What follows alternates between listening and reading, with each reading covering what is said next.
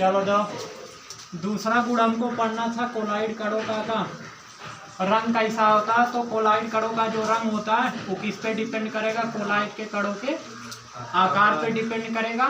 यदि कोलाइड कणों का आकार, जैसे उदाहरण के रूप में सिल्वर साल उठाएं, तो यदि सिल्वर साल के कणों का आकार कितना देखने को मिलता है, 6 × 10⁻⁵, तो उसका रंग कहाँ से कहाँ तक के बीच होगा, नारंगी से पीला तक हो सकता है। लेकिन यदि कोलाइड कण का आकार बदल दे, यानी सिल्वर साल का आकार बदल दे, कितना कर दे, 9 × 10⁻5 मिलीमीटर कर देते हैं, तो कण का जो रंग होगा वो बदल जाएगा, या कोलाइड का रंग या सिल्वर साल का रंग जो होगा वो कितना हो जाएगा, पीला से लाल के बीच में हो जाए, या पीला या फिर लाल हो सकता है, दोनों में से। और यदि कण का आकार और बढ़ा दे, 9 से कितना कर दें, 13 × 10⁻5 मिलीमीटर कर दें, तो उसका रंग और बदल जाएगा, नीला से कितना, नीला, या फिर क्या हो सकता है, लोहित। लोहित का मतलब लोहा, लोहे के चूड़ की तरह हो जाएगा, जिस तरह का आपका लोहा होता है। और यदि कणों का आकार कितना कर देते हैं, 15 × 10⁻5 मिलीमीटर कर देते हैं, तो रंग कैसा हो जाएगा, बैगनी। यानी जो कोलाइड कण का आपका रंग होता है वो किस पे डिपेंड करेगा, कणों के आकार पे। कण बढ़ाते जा रहे हैं, रंग बदलता जा रहा है, यानी कण छोटा बड़ा करोगे कोलाइड का तो उसका रंग भी क्या होता चला जाएगा, परिवर्तित। कोलाइड कण कैसे होते हैं, तो आंसर लिखोगे क्या होते हैं, रंगीन। और रंग किस पे डिपेंड करेगा, कणों के आकार पे डिपेंड करता है। ठीक है, ये दूसरा गुण था। तीसरा गुण क्या था, देखो तीसरा गुण है विषमांगता। विषमांगता ये क्या होता है, तो बताए थे कोलाइड के कण क्या होते हैं, किस प्रकृति के होते हैं। अगर पूछा जाए समांगी होते हैं विषमांगी, तो आंसर क्या लिखोगे, आंसर होगा आपका विषमांगी। कैसे विषमांगी होते हैं, क्योंकि कोलाइड के कण को अलग अलग क्या किया जा सकता है, प्रक्षिप्त परावस्था और जो प्रक्षेपण माध्यम होता है उनको अलग अलग क्या किया जा सकता है, देखा जाता है। जो प्रक्षिप्त परावस्था होती है अर्थात जो विलेय होते हैं, और प्लस जो प्रक्षेपण माध्यम होता है अर्थात जो विलायक होते हैं, उनको अलग अलग क्या किया जा सकता है, देखा जा सकता है। इसीलिए इसको विषमांग प्रकृति का कहते हैं।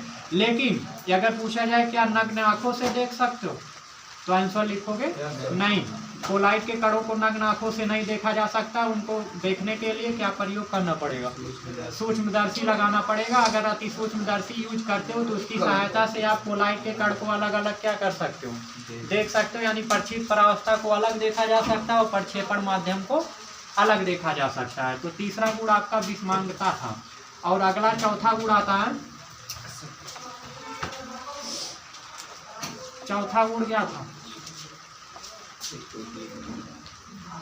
देखो चौथा गुण होता है आपका, इसकी प्रकृति पूछता है अस्थायी होते हैं कि अस्थायी या कम अस्थायी होते हैं।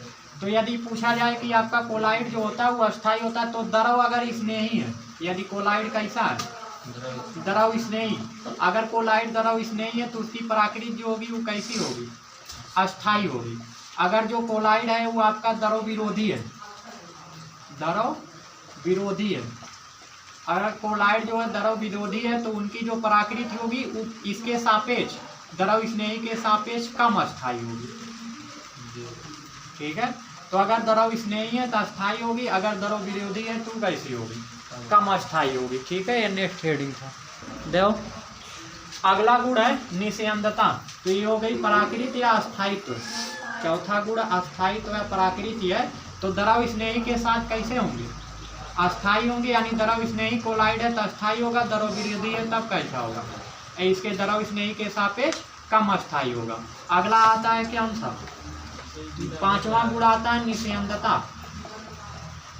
निस्यंदता, निस्यंदता का होता है जो यदि कोलाइड कण को कहाँ से गुजारा जाए, साधारण फिल्टर पेपर से, ऐसे था जालीनुमा साधारण फिल्टर पेपर होता है, इससे यदि हम कोलाइड कण को गुजारते हैं तो कोलाइड के कण इससे क्या हो जाते हैं, अशुद्धियाँ या सारे कोलाइड के कण इससे क्या हो जाते हैं, बाहर निकल जाते हैं। लेकिन यदि इसके छिद्र को हम क्या कर देते हैं, छोटा, और छोटा करने की विधि अगले वीडियो में पढ़ चुके हो, इसके छिद्र को छोटा कर देते हैं, या फिर इसको हम चर्मपात्र झिल्ली, चर्मपात्र झिल्ली, या फिर इसी को क्या कहते हैं, जंतु झिल्ली।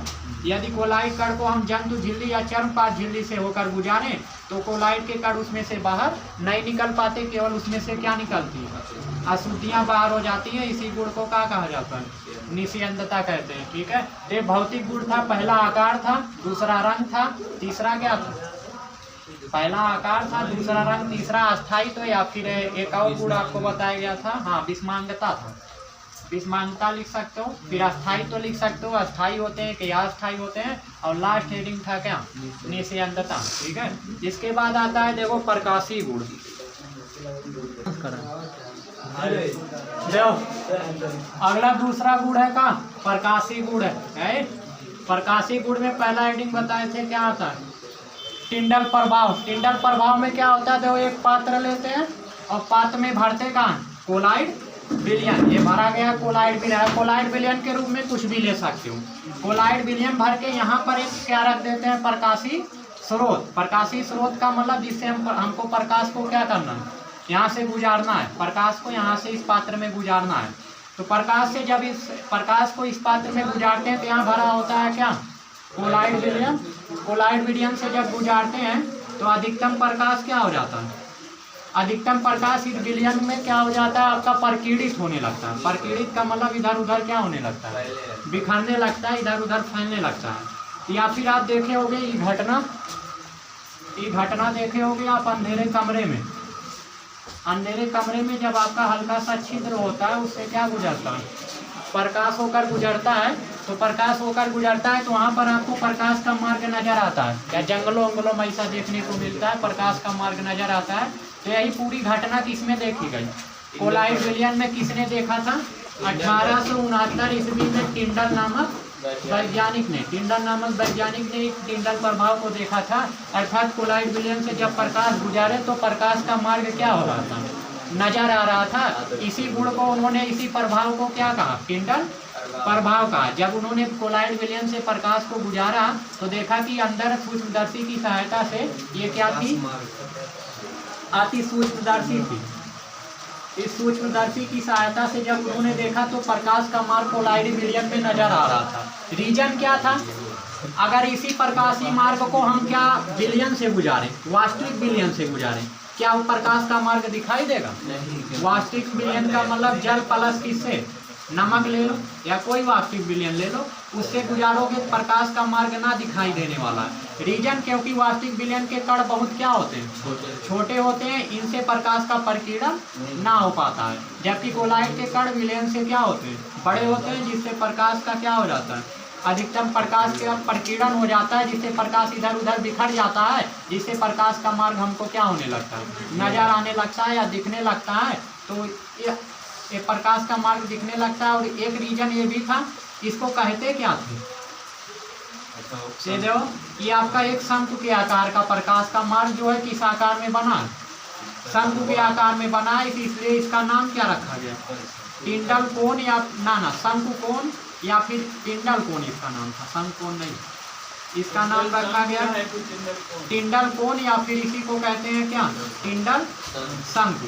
क्योंकि शंकु के आकार का था इसलिए इसका नाम रखा गया टिंडल कोण या टिंडल शंकु रखा गया। ठीक है, रीजन क्या अगर पूछता बनने का तो रीजन लिखोगे, क्योंकि कोलाइड के कण वास्तविक विलयन के कण से क्या होते हैं, बड़े बड़े होते हैं।